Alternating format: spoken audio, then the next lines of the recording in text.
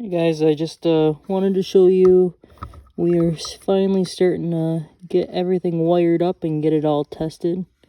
I just wanted to show you what we were doing. We're just testing this room's power just to make sure everything looks good. At the end, nothing's hooked to the panel box yet, so I just cut an extension cord. And we're using that end of the plug to plug into the solar generator to just give power to the circuit so we can check and make sure all the lights work and all the outlets work and everything before we start, throwing drywall up, because we do not want to mess with that once that's done. So I'm just stripping wires right now. I just wanted to show you what we're doing. Just a little, it's pretty basic stuff, so nothing too crazy. You're supposed to leave like a small amount of the wire insulation running into the outlet box. I'm not really worried about getting it super nice right now because we're just getting it all ready to wire up. But really, we don't have to. I just want to start getting everything stripped and ready to go. So I take about like roughly like a fingernail's length off for these.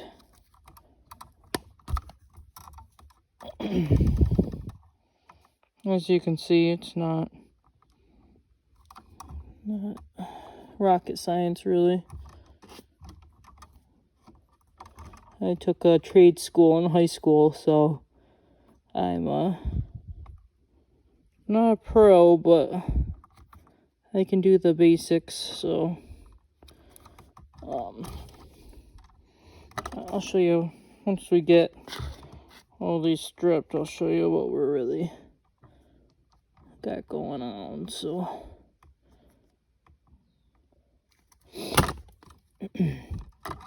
pretty basic stuff. So there's a little gauge on this, so I go a little bit past it because I like a little bigger loop for my loops that I have to make. Okay, so everything's stripped. I'm just gonna go through. I usually just grab the end of the wire, just do a nice little loop, just a little twist. That, another little twist. And we tested the light in the closet. Not everything was hooked up yet, so we did get like an overcurrent alarm from the solar generator. So I'm gonna see if just finishing, actually, we don't want to loop the ground because that's gonna get twisted together and we're gonna run a wire nut over it. So that's good. A couple more loops. Just like I said, it's not rocket science. There's plenty of videos on YouTube that you can go through that they'll show you in a better way of how to do this. But as you can see, they're just a basic little loops that you twist. It's not anything crazy. So I'm gonna grab a wire nut and I'll show you guys what we're gonna do now. Okay, we're back. We got our wire nuts and everything. So I'm just gonna take the two grounds, which is the copper wire, move everything else to the side, and I just hand twist these. Sometimes people get anal about it, but just try to get it as tight as you can. Just pull and twist at the same time. You should be able to get a nice little twist like I got right there. And then I'll just take my side cutters, get it as close as you can. There she goes. I like to get the side cutter a little bit closer because it's a pain with that little knob. So we got our wire nut. Just a basic 2-wire wire nut with a hole in it. So you take that, slide right through, and slide over the wires. And then you just twist and you'll feel it gripping. You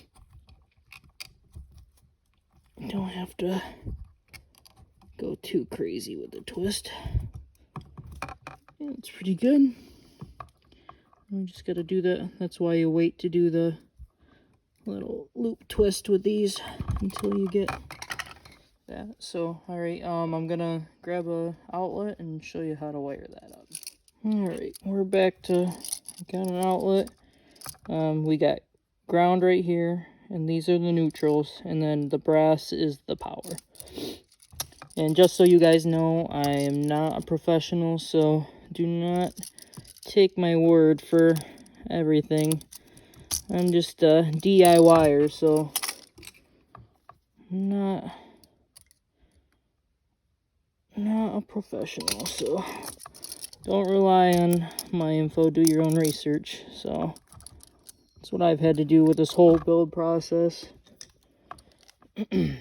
So we're just going to tighten that down and make sure it's going counterclockwise. It grabs the wire better if the loop's going with the screw as you turn.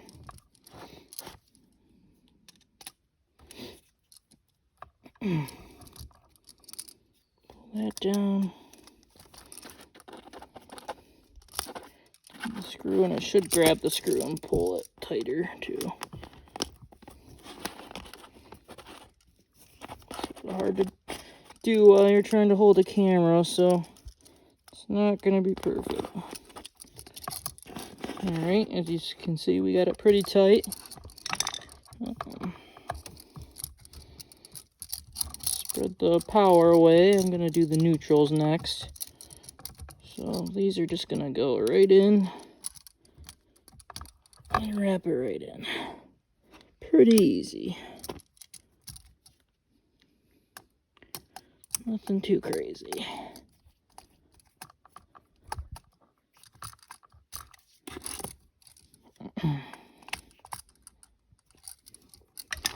Okay, grab the final neutral.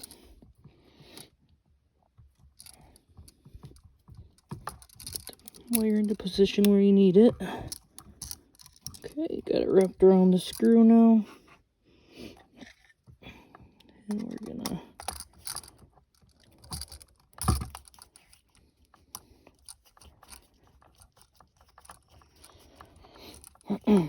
if you have the time and the will to learn, you can really learn how to do all this stuff. It'll save you a lot of money because these guys charge $30 an hour at least if you're lucky.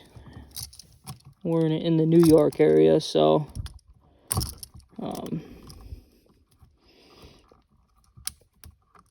so it's not super cheap. So we're in Western New York, so it's not like New York City bad, but and I need to make sure we twist it that way because it's got to go counterclockwise. Just remember that, counterclockwise, a big thing. These are just cheapies, so we're gonna get nicer ones. I'm just using these for test, but you probably do want to go with. You don't have to, but I've heard that the industrial, commercial outlets are a lot safer and you have a lot less problems. So that's probably what we're gonna do. I don't really want to go cheap, you know. We're building almost a brand new place, so here's what the final look looks like. You got the 2 powers. Make sure the loop's going counterclockwise with the screw, and we're just going to take the wires and just push them back up, and don't pry on them too hard, but we're just going to get it like that, and that should be good for now. So that's the final look.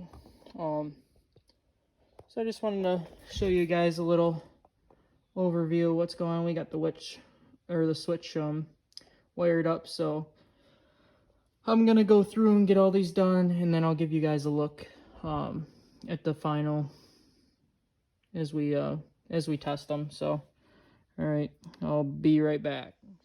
All right, guys, I just got everything wired up. The inverter is running the circuit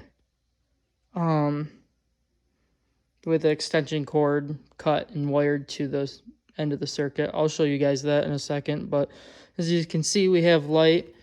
For some reason, I need to research it a little bit more, but when I click the light off, you can hear a beep, and it's popping up as low voltage cutoff. So I don't know if you guys would know why that is, but as soon as I turn the circuit back on, or the light switch back on, the light does come back on. I don't think it's hurting anything. It's just flicking the inverter on and off. So I don't know if it's a grounding issue or what is going on with it. But as you can see, we got all of our switches wired up in the corner. And we do need to wire one more over there. But we got these. And the switches, we just run pigtails all off from there. Got some there. But yeah, I'm pretty happy with how it turned out. I'll show you guys over here what we have going on. So we have that running. It's a 20 amp breaker on there. So I don't know that's the problem, because they're 15 amp circuits or outlets. But we just have it running to this extension cord. And then I just stripped back I cut this extension cord off, and then I just stripped that back, and we're just running the power to the circuit. So it's not the best way to do it, but we just wanted to make sure that everything had power to it, and it seemed to be running good. So we're getting there, so it's coming along. But if you guys have any idea why that's popping up as a low voltage cutoff, appreciate it if you guys comment. If you like the video, just subscribe, and I'll try to get a lot more content out. But thanks for watching, guys. All right, see you in the next one.